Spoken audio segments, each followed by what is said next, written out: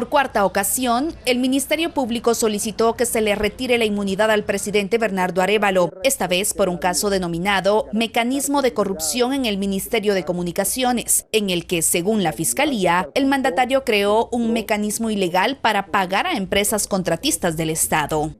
Emitió una orden ilegal a través de la creación de un mecanismo de pago arbitrario fuera del marco legal de sus funciones y atribuciones establecidas en la Constitución, y para dicho fin, mediante su firma, autorizó pagos a contratistas del Estado.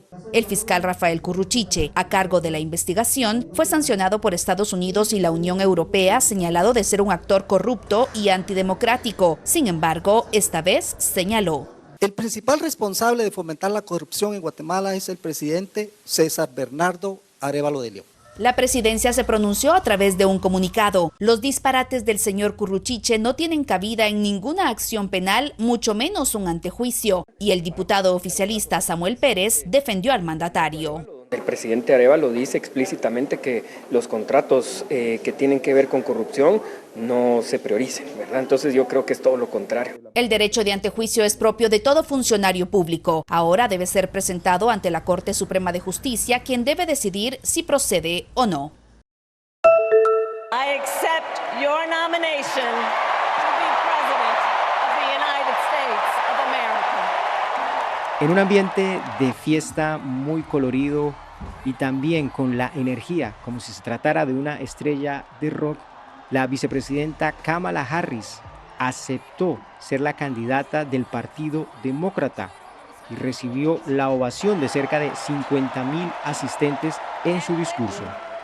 Tras un ingreso triunfal y un emotivo discurso, la candidata oficial del Partido Demócrata presentó su propuesta de gobierno enfocada en captar el voto de la clase media estadounidense y responder a sus necesidades. Sabemos que la clase media fuerte siempre ha sido fundamental para el éxito de Estados Unidos, y construir esa clase media será un objetivo definitorio de mi presidencia.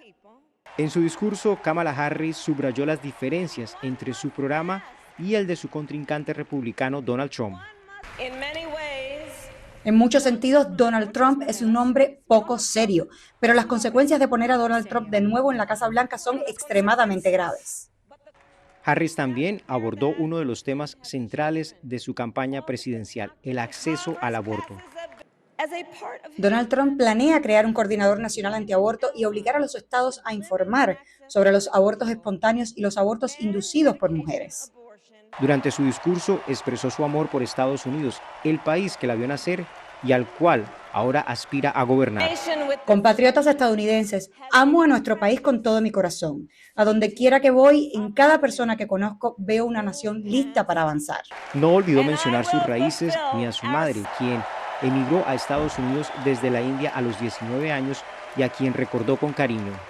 Mi madre tenía 19 años cuando cruzó el mundo sola, viajando desde la India hasta California, con el sueño inquebrantable de ser la científica que curaría el cáncer de mama. Desde Washington, Jaime Moreno, de La Voz de América para Tele Aruba.